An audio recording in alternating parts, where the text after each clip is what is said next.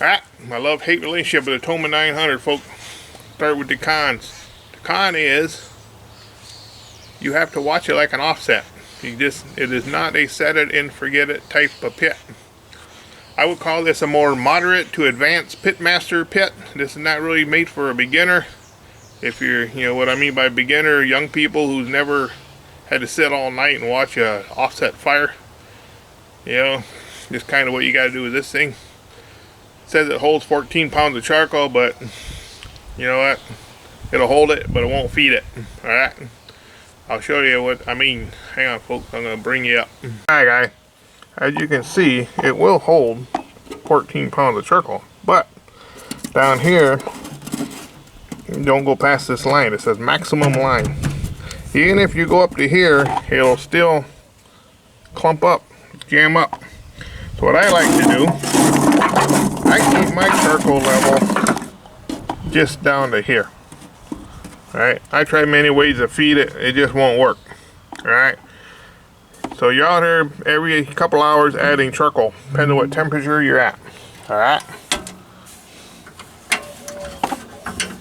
that's that.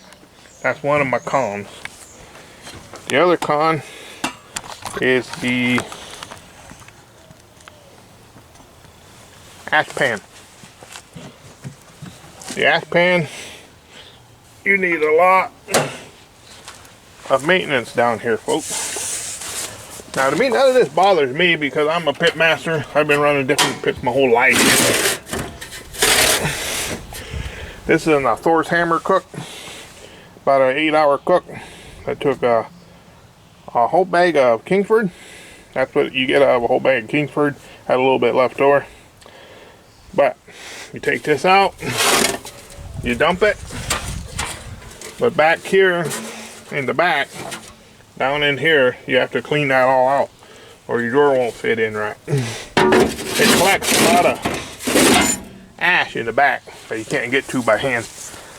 That's just one of the cons. That's con number 2. Now, let's see. Hang on, folks.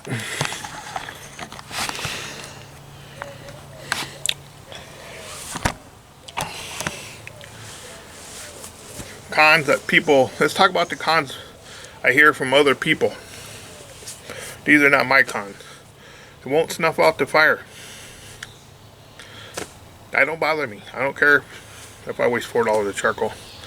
It never does advertise that it will snuff out the fire. Why they got an open and closed vent, I had no idea. There's too many air leaks down here on this thing for it to put the fire all the way out. Like I say, Oklahoma Joe, nowhere in their manual did it ever say, close the dampener and the fire will go out. Okay? Now if that's a biggie to you, you probably won't want to buy this pit. But, you do a few mods to these things. I'll show you, like a lot of people. I was the first one to add the smokestack.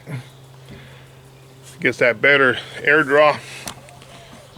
This thing is about as close to an offset smoker as you're going to get, you know, without actually going out and buying an offset. The offset flavor that you get from this smoker is amazing. It requires a lot of work though. You got to watch it. Alright, if you're going to put a brisket in there all night, you might as well put on a pot of coffee, because you're going to be out there every couple hours adding some charcoal. Alright, now the app's a big con. Never get the app to work. I finally got the app to work one time, and it updated right in the middle of a cook. So. Oh well, no more apps for Scotty. And the other con I would have, this thing is a tank. It weighs a ton. Probably over a couple 100 pounds, I imagine. I don't know exact weight, but it's a ton. If you're on the dirt and grass, it will sink into the ground, causing your pit not to get level. You have to keep this pit level, alright? That way all the grease flows. It's got a little grease tray here. Alright, it holds quite a bit of grease. And what else would be a con? That's about it. There really isn't a lot of cons. Other than you just can't put the fire out. Now, I've really never really cranked this up only one time to sear a steak, but mostly I just do low and slow on almost all my cookers. I say I have a love-hate relationship for it. Once in a while, you don't add wood to your charcoal box unless it's small, the same size as your charcoal. You try to put big chunks of wood in there, it'll find a way to jam itself up.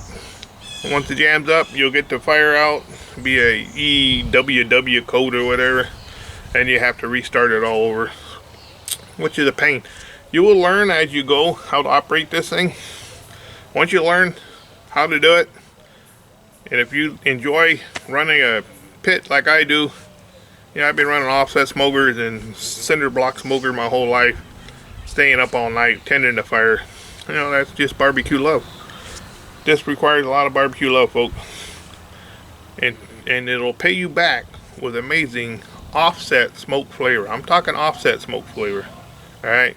Not good food flavor that you get from a Weber kettle or a pellet grill. Offset smoke flavor. You can actually taste the wood smoke in here.